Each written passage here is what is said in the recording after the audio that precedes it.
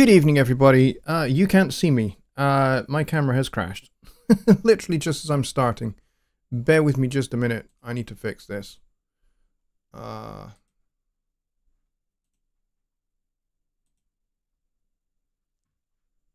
Give me 1 sec. I might need to restart the stream. Yep, I'm going to have to restart the stream. All right, bear with me a minute.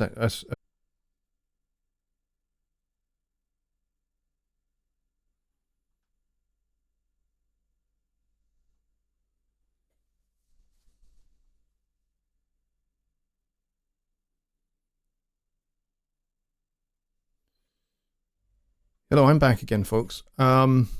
Something has hold of the camera and won't let go of it, and I don't know what it is. That's the problem I'm having right now. Something is using the camera and I can't figure out what it is. And it just won't reload the camera. I don't know what the fudge is going on here.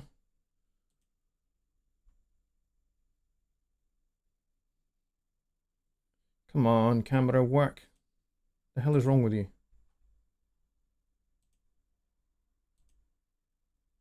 I've tried restarting the stream. I've quit OBS. I've quit everything that could be using the camera and it's not working. And I don't know why. What the hell is going on here? It said, looking at the camera, the blue light is on, so it should be using the camera for OBS, but it isn't. And I don't know why. So the camera is on and it's working, but for some reason it's not showing up in OBS, and I don't know why. Christina says Discord. Discord is off. I've turned that off. So I don't know what the hell is going on here.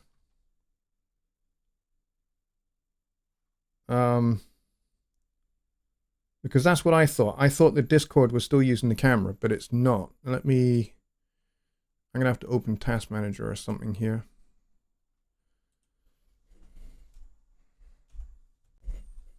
And see if there's something that is using the camera that shouldn't be.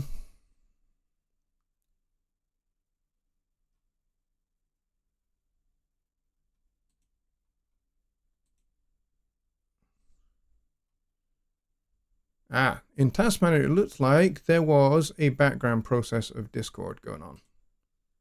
All right, let me try again to restart the stream. Bear with me, folks. We'll get this fixed. So you will see a spinning wheel in for just a minute, okay?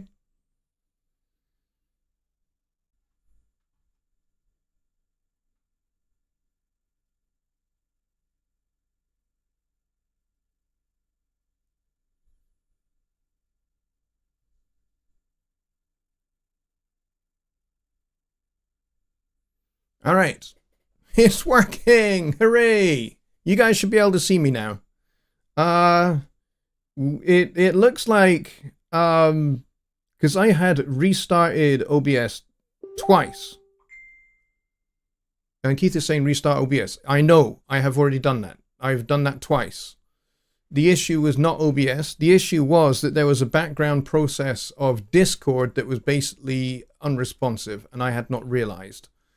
And that was in Task Manager because Discord was closed. As far as I was concerned, Discord was closed. It wasn't even open. It wasn't an application running on my computer. But there was a background process of Discord in Task Manager that would become unresponsive, and it was that was holding on to the camera. So there we go. So sorry about that, folks. I totally was not anticipating that at all. And just Bob says we can see clearly now the camera's on. We can see Jonny L on our screens.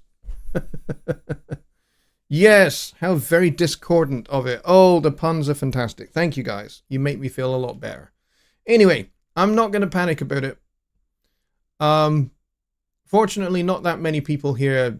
But when you watch the replay, it will jump from one thing to another and to another. It'll be weird, but problem fixed, problem solved. And I don't know why the fudge it did that. But anyway, it did. It looks like what happened was a background process of Discord had crashed in the background, and I never knew. So hopefully that won't happen again. Anyway, welcome everybody to Songwriting Simplified with me, Jonny Lipsham, here at Jonny Lipsham Studios in Scotland. I hope everybody is well and has had a good few days since Sunday. Sunday's show was fantastic. You guys were awesome, and there were some really superb questions. And I appreciate it very much, all of you guys, your questions. So tonight, I'm just back off my holiday, so I hadn't really planned anything for either of these two shows, to be really honest. So it's over to you again for tonight. And then I do actually have a plan for the rest of July and into August with Songwriting Simplified. So we're going to have a lot to talk about, a lot of cool things to talk about, which is going to be exciting. So I'm really looking forward to that. But tonight, it's over to you guys for your songwriting, arranging, composing, and music theory questions and that kind of thing. Get them into the chat now if you have one. If you don't have one, get one. Get a question and ask it me. And I'll do my level best to answer it. I think one of the things we have done is making a song with Studio One audio loops. That was fun to do that. And if you watched my Note Effects series, there's a good video at the end of that series actually where I made a song using the chorder and the arpeggiator. It was great fun to make that series actually, because really I didn't really know that much about the Note Effects until I started preparing for that series. Note Effects are really, really powerful little tools actually. So if you're not really a keyboard player, if you struggle with trying to get chords together and make interesting keyboard parts, then really things like the arpeggiator and the chorder are perfect for you, because all you need to do is press one key. And when you press that one key, it will generate chords for you and will give you some interesting patterns, and you can manipulate those patterns. So the Note Effects are really, really powerful for composing. So I would recommend you go check that out. Yes, there is a Studio One meetup, I believe, tonight.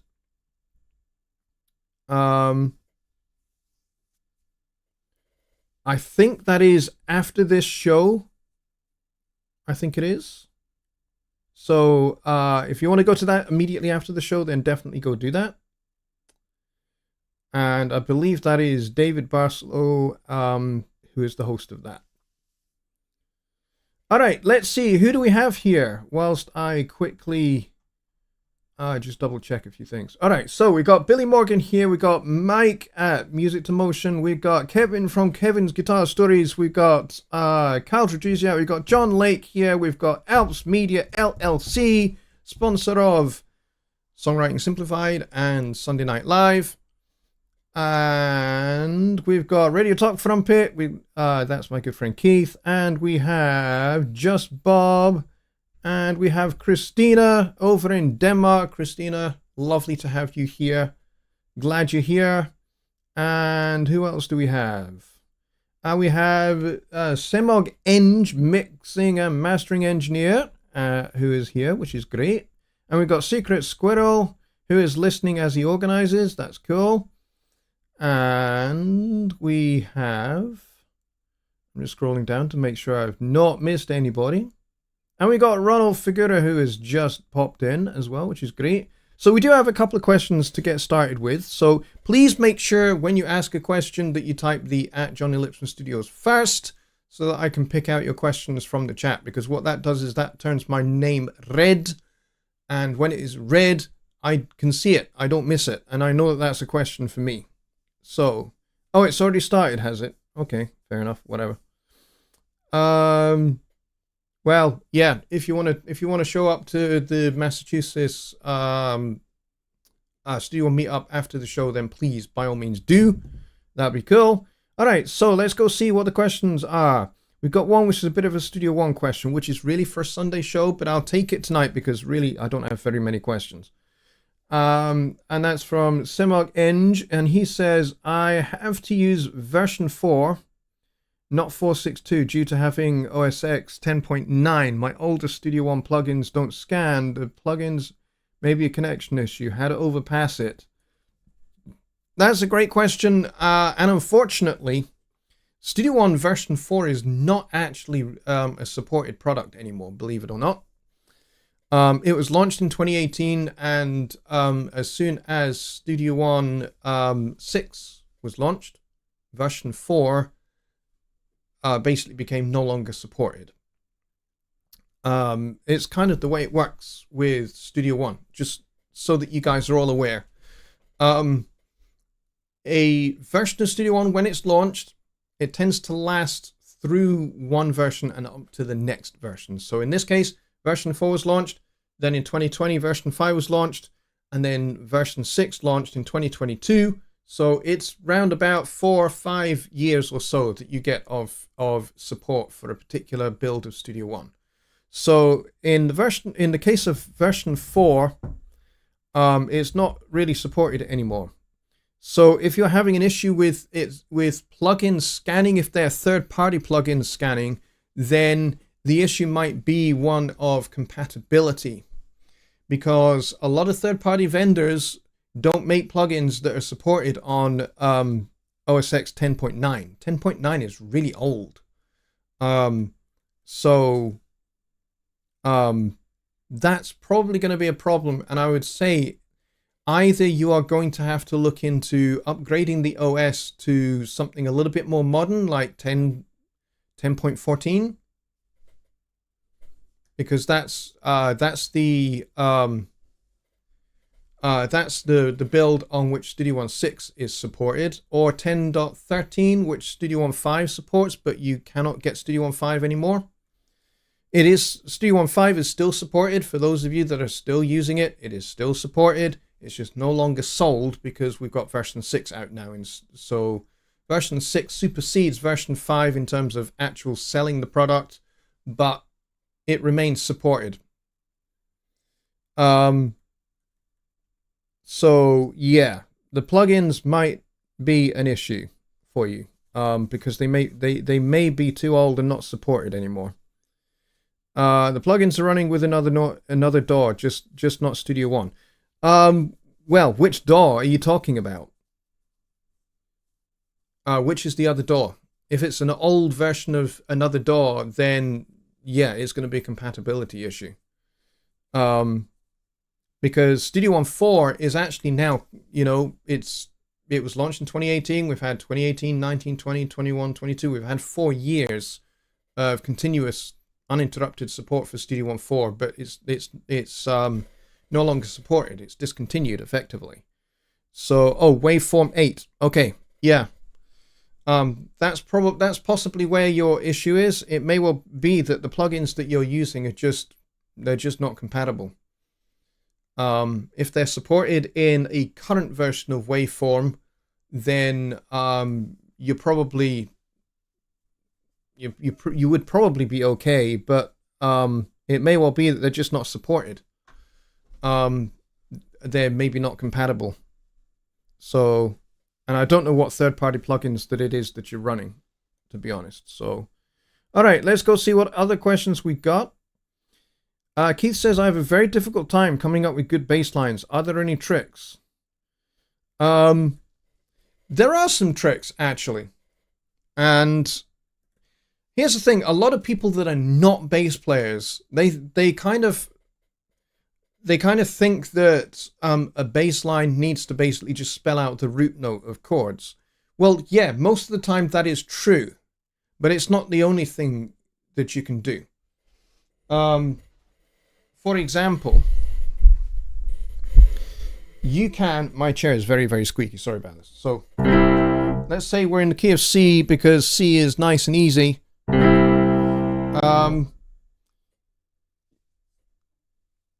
Depending upon the style of music that you're working in, you can make use of, I should say, notes that are either part of the C major triad,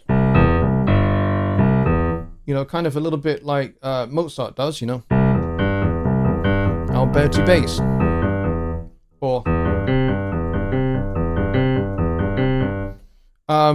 or the more kind of rock and roll version of an Alberti bass, which would be something like this.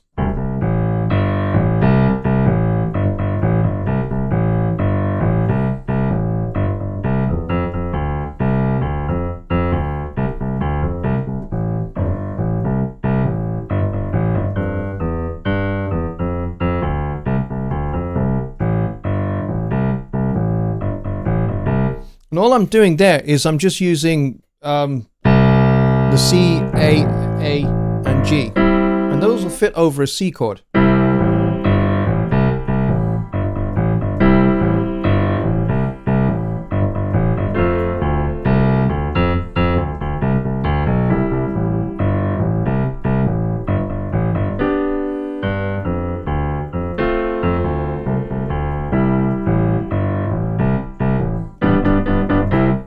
Okay, so those will all fit, and all I did basically was take the same idea off of the C chord and move it up to the F chord.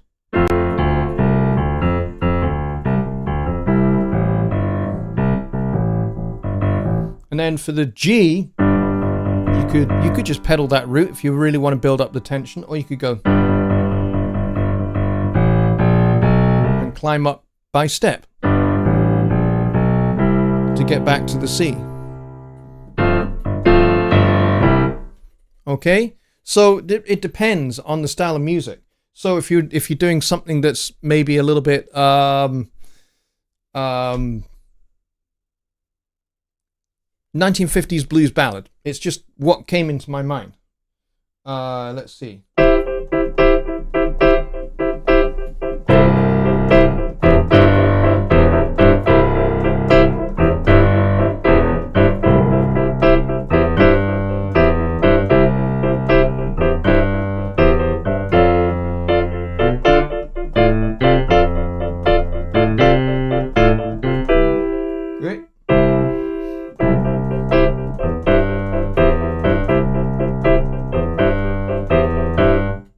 So all I'm doing there is just a little arpeggio.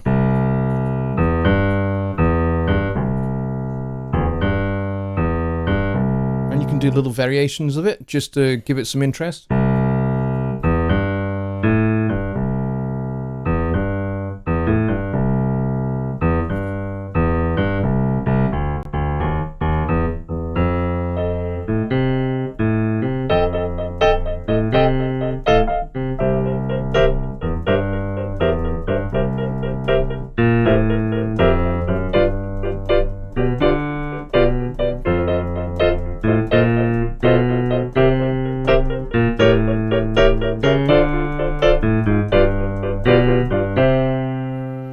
All I did there at the end was a little chromatic passing note down to the A, and then passing note up to the D. Just little chromatic leading tones into the next chord. All right, so and if you're doing something that's a little bit more kind of jazz orientated, maybe you do a walking bass line. Again, it's chord tones and stepwise motion that you would use. So.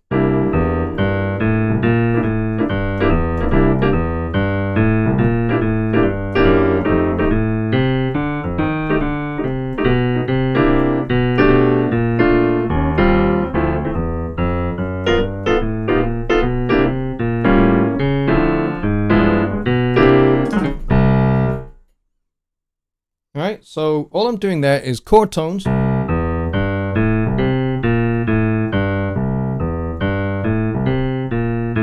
Chromatic leading tone into F.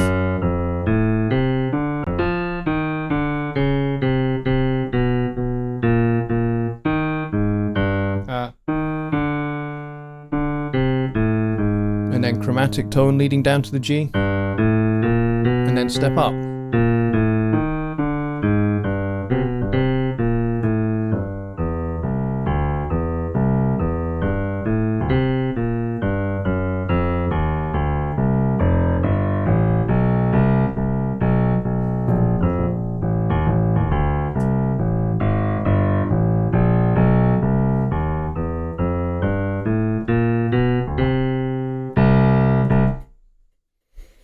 And that's just a quick and dirty, easy way to do a walking bass part.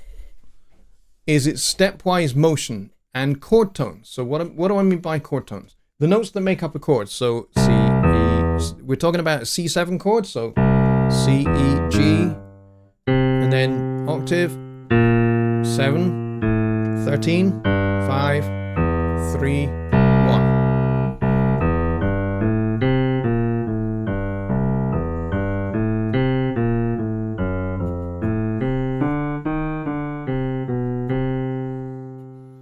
Okay, so that's a walking bass line.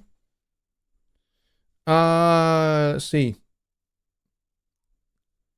Christina says, do you have good advice for alternative for a vamp? For example, C, A minor, F, or D minor to G. Depends on, again, on the style of music, because you can kind of come up with vamps for different styles of music.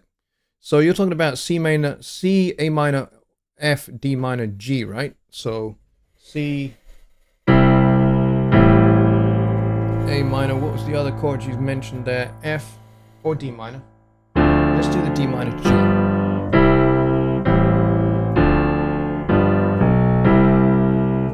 So when you say alternative, it depends what you mean by alternative. Are you talking about alternative chords, or are you talking about a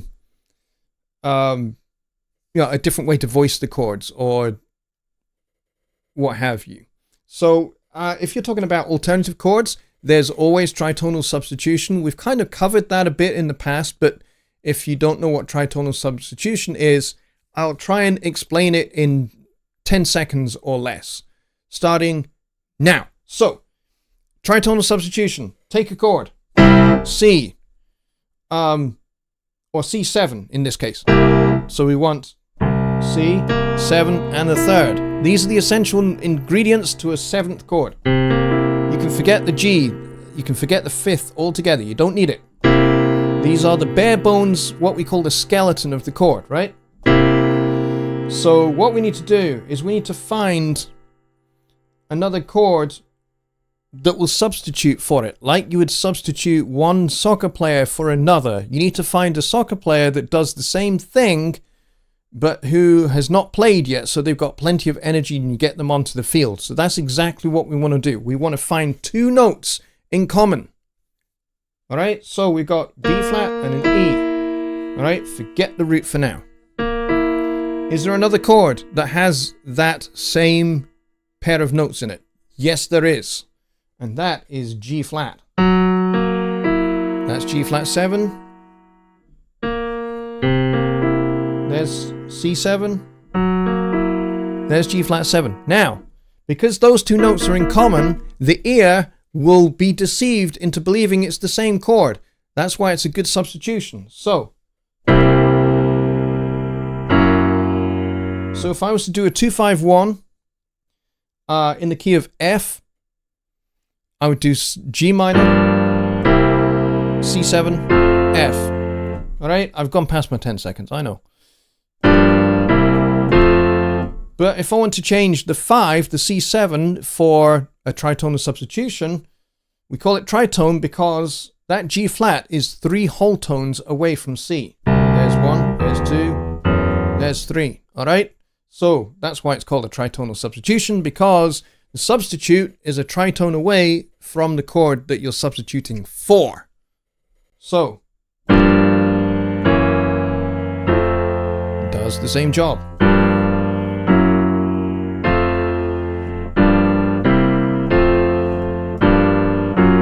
Whoops. Does pretty much the same job because those are in there and they resolve in exactly the same way. So,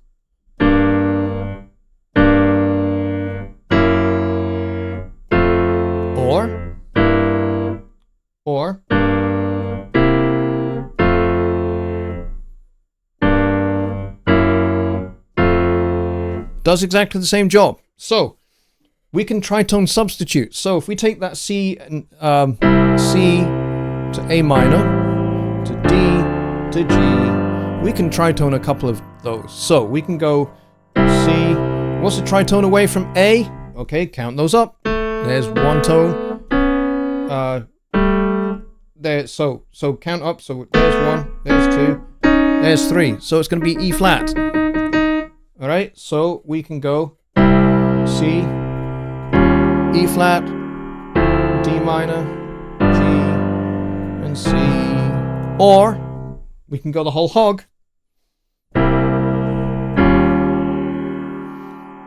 And then we want another tritone substitution for the D, so we'll go for the A flat because that's 3 away. 1, 2, 3.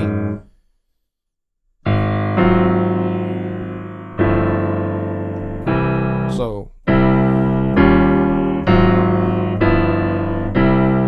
and already it's become a whole world more interesting. So instead of going,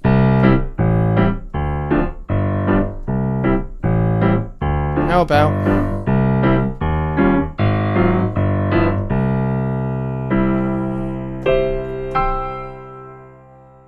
that's a really, really, really interesting way of making the chords just sound completely different.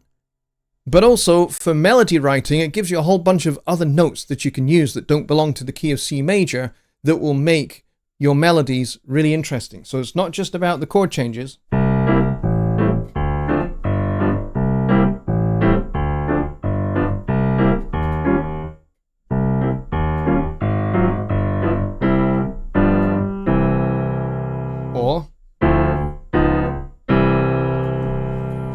Alright? So there's a bunch of interesting chords that might suit that. Okay. Let's see. Bobby Booth says Artist version 2 is no good. Yeah, Artist version 2 is definitely not only discontinued, it's in the Studio One graveyard. It has its own little plinth. And you may well get it to run on Windows 10. It is possible you might get it to work. But if you've got problems, because there will be, undoubtedly something won't quite work as it should in Studio One 2 on Windows 10. If you do get it to work, if there is any problems, you're not going to get technical support assistance with it at all. So yeah, so that kind of answers those questions. This Mac supports 10.13. The issue is a buzzing noise with interface with newer OS. Well, that may well be an issue to do with the driver for your interface, if that's the case. So you may want to check the compatibility with 10.13 for your interface. If it's a PreSonus interface, let us know what that interface is, and I'll try and point you in the right direction. Rich Cresswell is here. Awesome. Glad he's here. And he has 0% Guinness in hand, which is a tragedy. Come on, Rich, sort it out. Let's see. Just Bob says, writing experimental music, using effects to create unique sounds from instruments, like extreme pitch bending, blending instruments, creating sounds. Are sounds copyrighted when? I hope you're going to finish that sentence, Bob. You can't just leave us hanging like that. Are sounds copyrighted when you apply for copyright, or is it just part of the music? Now, that depends upon the library upon which you got the sounds. Now, if those are sounds that you have in Studio One, like maybe you're using Presence and you are just applying some weird effects to Presence, you're good. Because all the samples there are completely royalty-free. If you're using any of the stuff that comes from PreSonus Sphere, again, royalty-free, so you're good to go. Depends where you source the sounds from. But when you apply for copyright for your piece of music, what is copywritten is the piece of music. Because you are essentially in law asserting your right to claim it as your intellectual property. So you're saying this work is mine. You may well be using samples and sounds from different sources and different libraries and things, but providing those are royalty free, you are good to assert your right as the author of your work, without having to make any reference to where you have sourced the sounds from, or the loops, or whatever it might be. However, it depends. If there are third-party libraries involved, they might have a completely different policy, and it may well be they'll say, yes, you can use these royalty-free, but you need to cite the source from which you got them. So you may well have to say in your copyright application, this work uses sounds from X library by X publisher. And you need to state exactly what sound that is and what library it comes from. And you just need to say it comes from this library, this created by this publisher. But yeah, that is likely how that works. That jumped. Can a Sphere subscriber use Notion? Yes. And if so, can Notion convert audio into notation to create a lead sheet? No. So first question, yes. Second question, no. And the reason being is that Notion is not a DAW. Studio One is a DAW. Notion is not. Notion is a notation software.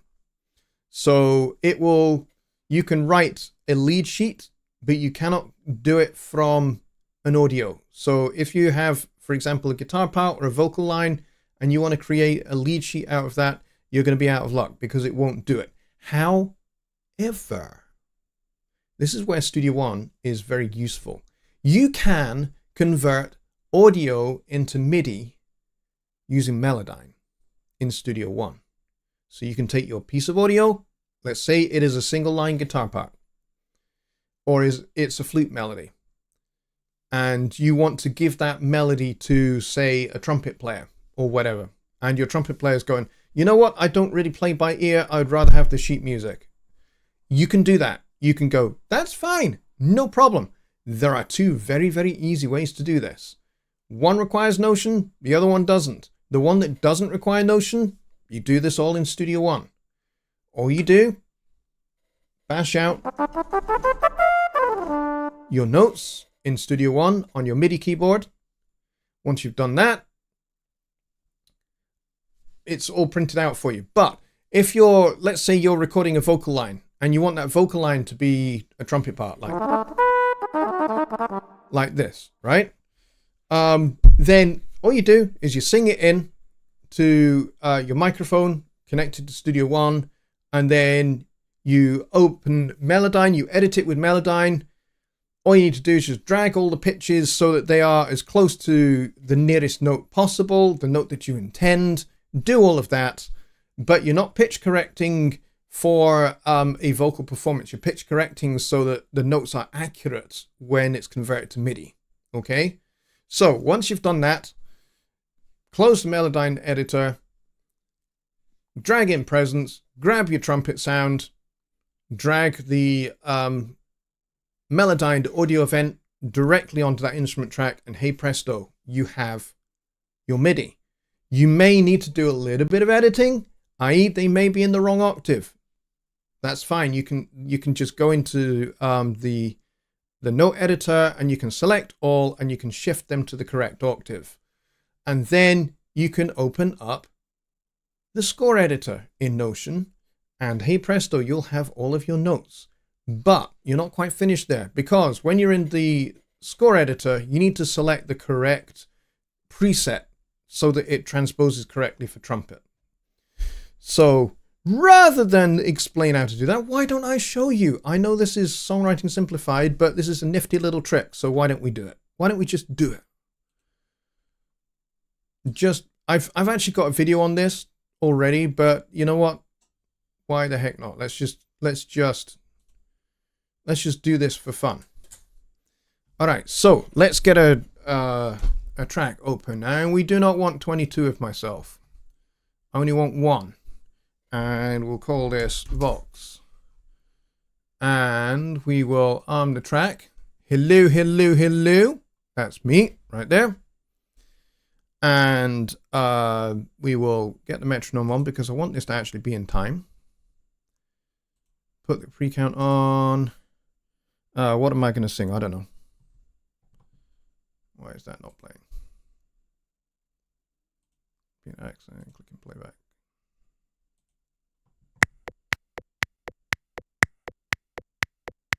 Okay, let me just find a pitch. No, just for fun. No, no, no, no. So if I was to do something like, I don't know, you can't see any of this. We're all set up. Okay, here we go.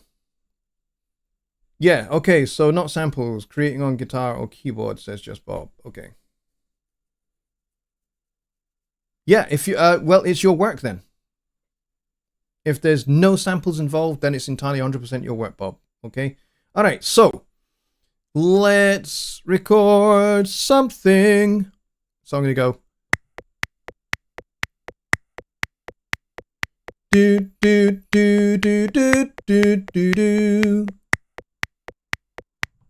That will do. That was plainly quite awful, and that's a horrible color. That's vaguely better. Do, do, do, do, do, do, do, do. And I'm going to move this to start on bar 2. Do, do, do, do, do, do, do, do. Okay, that will do very nicely. Now, I'm going to grab my instrument, ready to go. And we'll grab brass, and we'll grab a flugelhorn with the vibrato. We'll have that ready to go. And then what we'll do is we will right click this, we'll edit it with Melodyne, and we'll see what we've got here.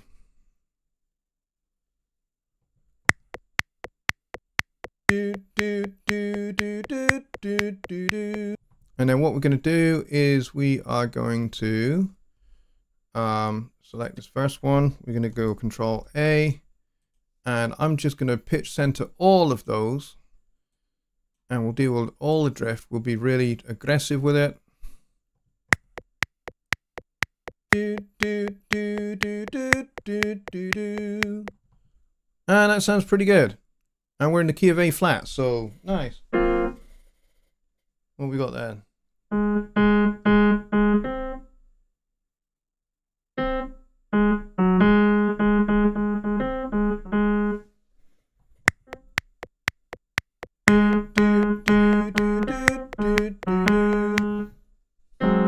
Yeah, it's definitely an A flat 7 kind of thing going on there. All right, so I'm happy with that. Now, drag down. We'll turn that off. We'll turn that off.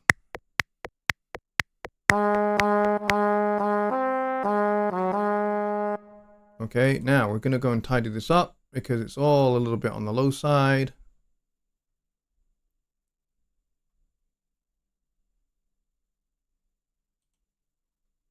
So let's see. There's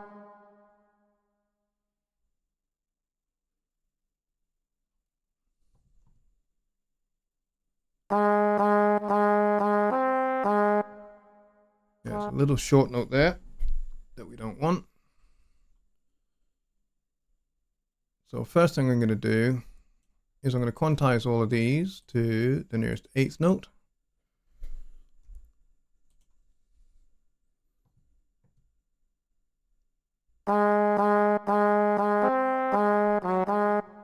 And I want to correct some of the phrasing, so I want to make that, let's see. Da, da, da. Make that one shorter. Make that one shorter as well.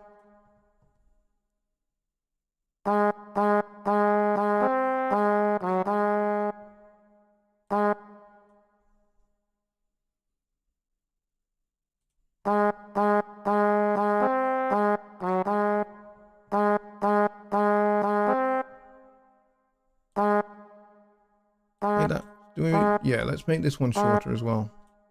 So we've got 3 short notes. Yep, I like that. All right, so now that we've got that, we can go over here. And this is going to be too low for our trumpet. So I've tidied all of this up. I'm going to select all of that. And we're going to go to action. And we're going to go transpose plus 1 octave. So that should be better.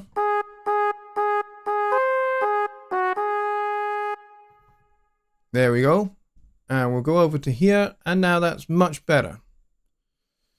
Let's set the key correctly.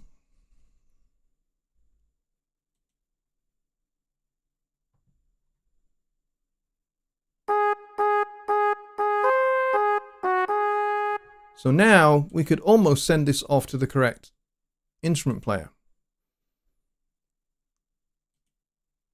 But now we can, because now it's in the correct key for flugelhorn, which is upper tone.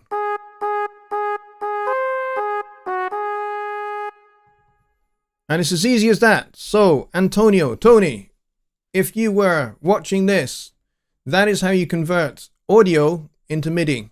And then you have your score, you set the right instrument, and now you can print this off. You can hit this print button and it will print. And then you can hand it over to your trumpet player and your trumpet player will play this part. All right? Good question. Let's go back up and see this. So, Tony, I hope that answers your question, buddy. All right. Simog says, one of the headphones produced by PreSonus is okay to use for mastering. I like to master using monitors and headphones too for future use, considering a new pair. Yes, there are some headphones that you can use. And I've shown these off before, and I've got them stuck. Hang on.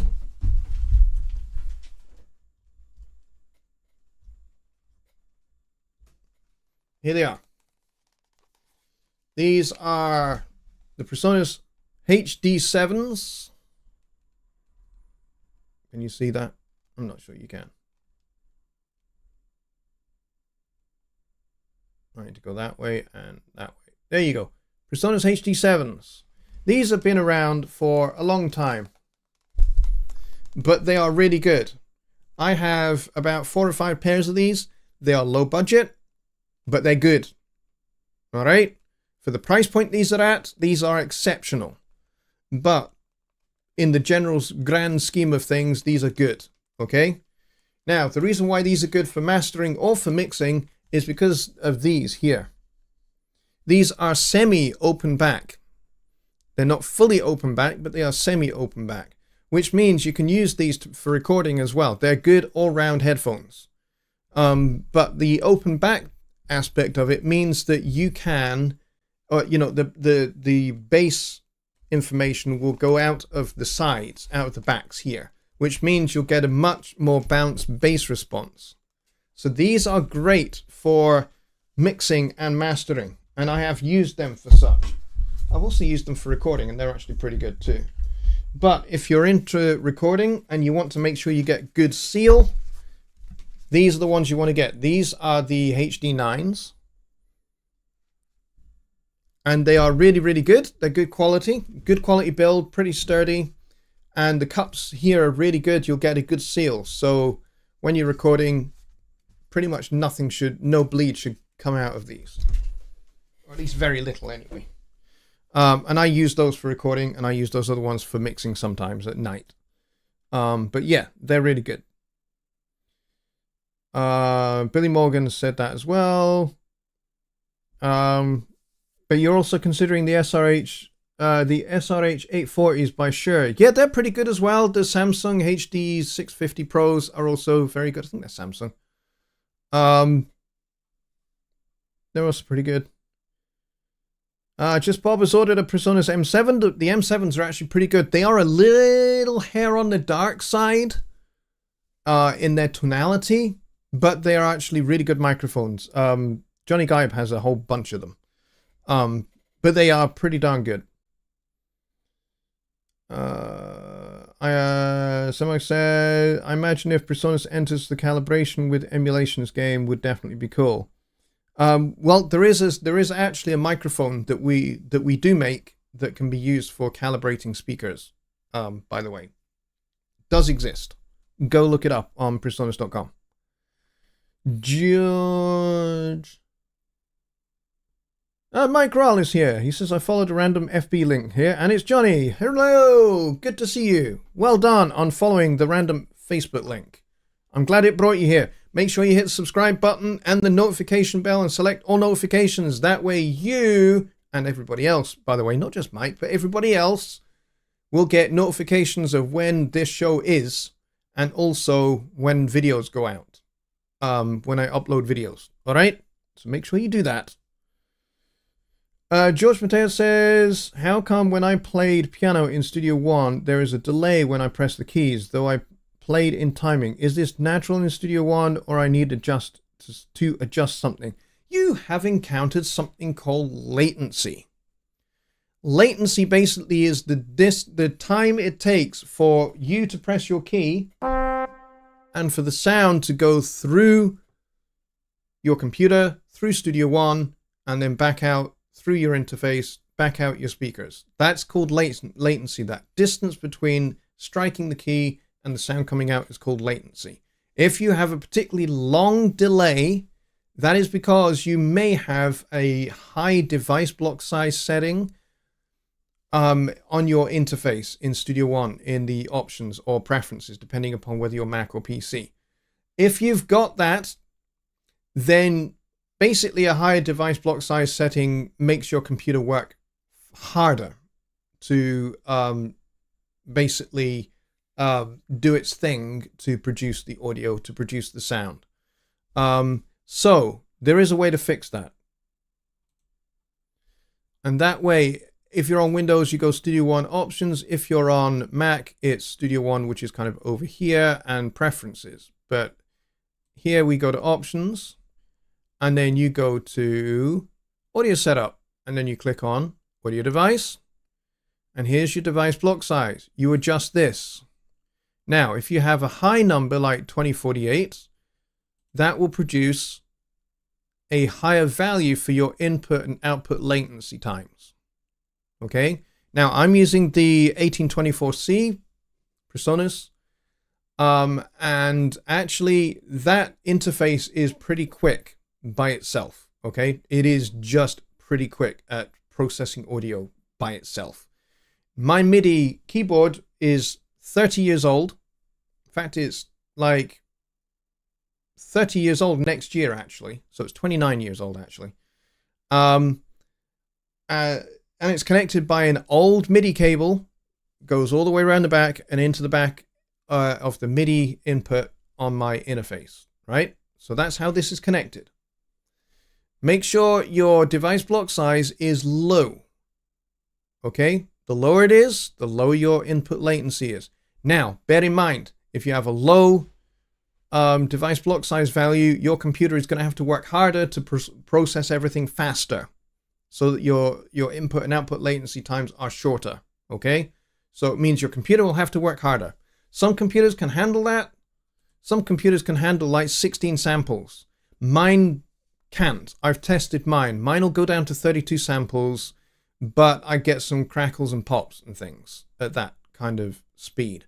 But so I set mine to 256. It's kind of a good medium for when I'm recording, when I'm mixing. When I'm mixing, I'm using plugins. I need that higher device block size. When I'm recording, I don't need that, so I go for the low device block size, which is why I set it to 256, because 256 gives me 7.3 milliseconds. The human body is not going to detect 7 milliseconds. The reason being is your brain does not work fast enough. Your brain at best can, at the fastest, can detect 11.2 milliseconds. That's at best. Most people aren't kind of that fast. Most people, it's between 13 and 15 milliseconds that most people become aware of latency. Anything lower than that, most people are not really aware of latency, even though it's there. So if you have an interface like the Quantum 2626, for example, that will give you a round trip latency, basically input output latency of 1 millisecond. Maybe actually a little bit less. It depends upon the Mac you're running it on. But for the most part, it's going to be pretty darn quick. But yeah, the Studio 1824C is pretty quick. The AudioBox USB will give you around about 15 or 16 milliseconds, maybe a little bit more. But here's the cool thing. We've also got this processing tab here.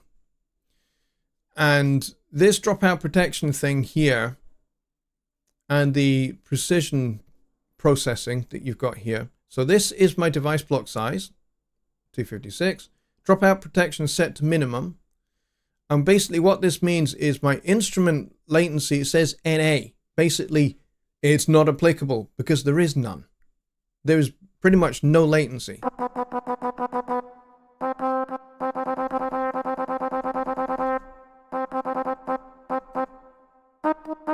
That's practically instant.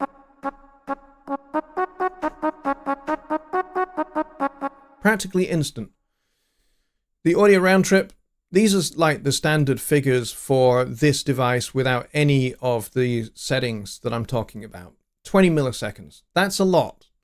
But with dropout protection set to minimum, using this Blue Z, which is the hardware latency monitoring,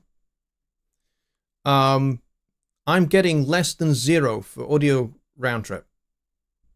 And instrument round trip is NA. So it's tiny. So you can configure an interface to be really, really low latency. But if you've got everything set too high, then that's why you've got the latency. My interface does not have drivers for Mac. It's all via core audio. Well, that may be where your problem is. If it's core audio is going to have really high latency. Oh, except that's not you, George. Sorry, I read somebody else's response. I got it confused. Let's see. The anonymous housewife is here. Hello, good to see you. Glad you're here. And the chat just jumped massively again. I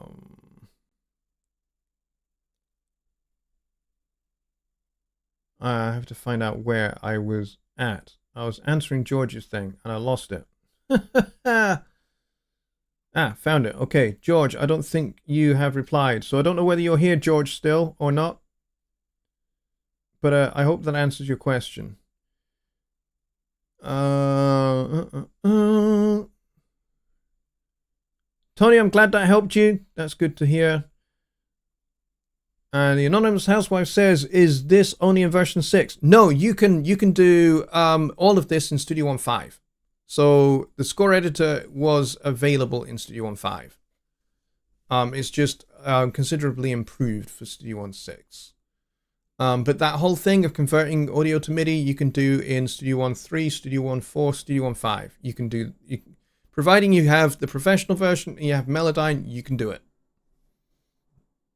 Essentially. Let's see. Half open back headphones are great. Yes, they are. DJ says, when mastering and mixing, it's important to listen properly and less important is the equipment. Yeah, I would say that's a reasonably good answer for that. Yeah. It's nice that you have virtual instruments from UJAM. Yeah, UJAM are great. We actually have a really good, at Presonus, we have a really good friendship with them. We have some ex-Presonus staff over at UJAM. And so we have a good rapport with them. They're a great fun bunch of people as well. Let's see. Yeah, Just Bob, you are under a tornado warning. Yep, I've seen that there are a few tornado warnings kind of relatively near to you. So be thinking about getting into your safe place if you need to. Let's see. Rich says, my next task on the list is to try and do something cool with Melodyne. It's a great tool. I just want to try something creative with it. Yeah, absolutely. One of the things I did set my mind to do, which I haven't done because I think it might be a really complicated task and would require a lot of post-recording hours of editing, was I wanted to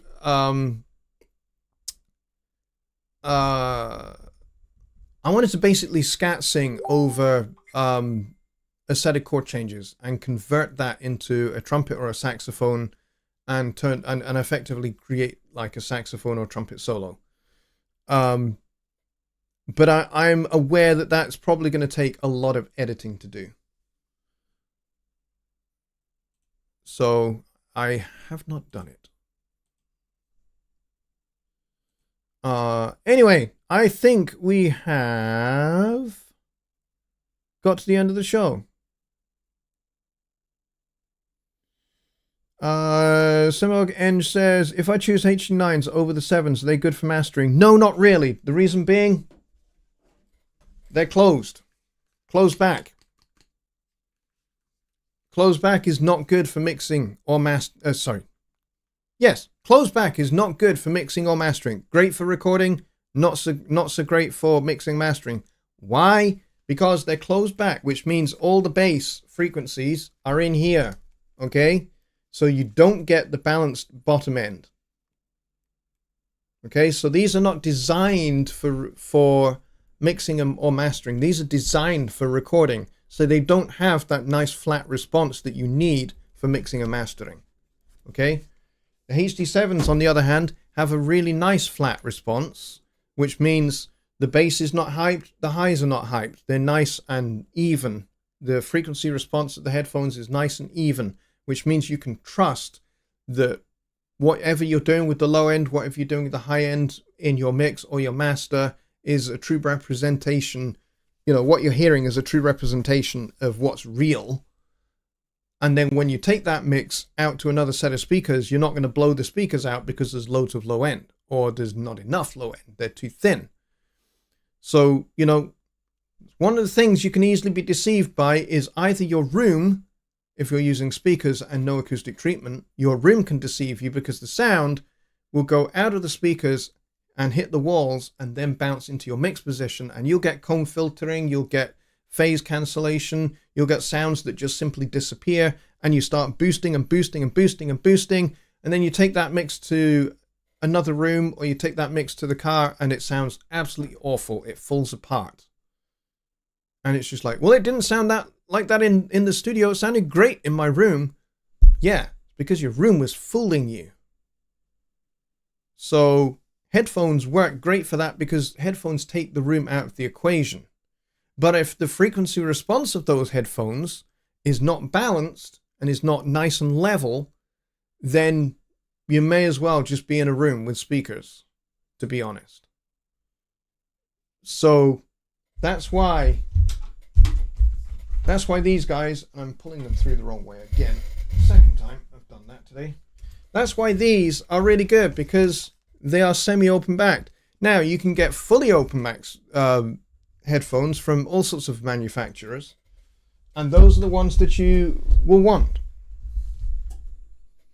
because if they're open backed or semi-open backed, all the bass energy goes out of the backs. Okay, so what you're left with is a nice even response, which is what you want. DJ says, regarding your keys, I see below is Nord. What's the keyboard above this? This is the Yamaha QS300 circa 1994. This is what I have here is the very first unit that came into the UK, very first production unit that came into the UK.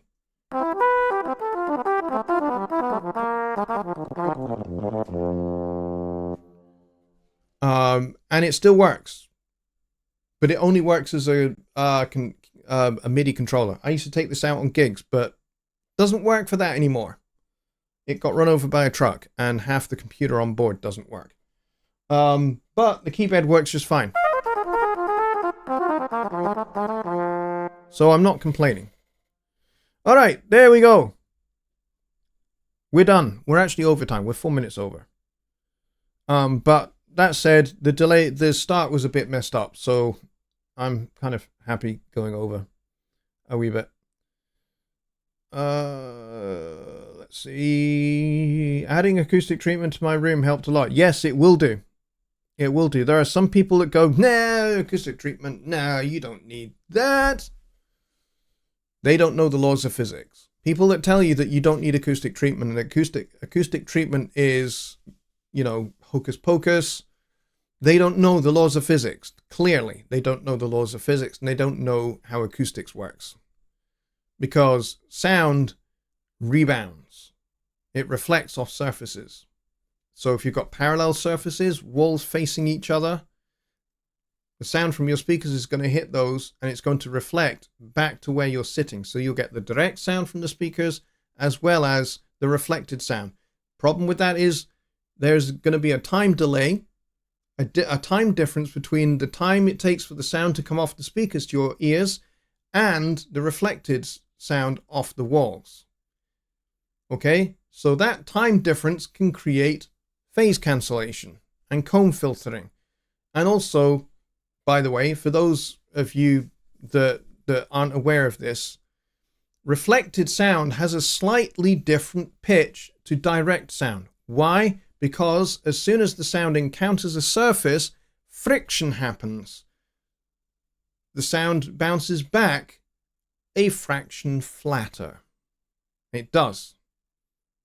And it also returns to you very, very slightly slower than it did when it hit the speaker. When it came from the speaker, I should say.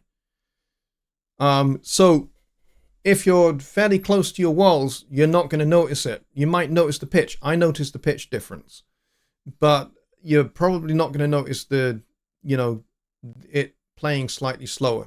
But it does. It's very, very subtle, but it does actually do that. And that's probably the science of acoustics that nobody really needs to know.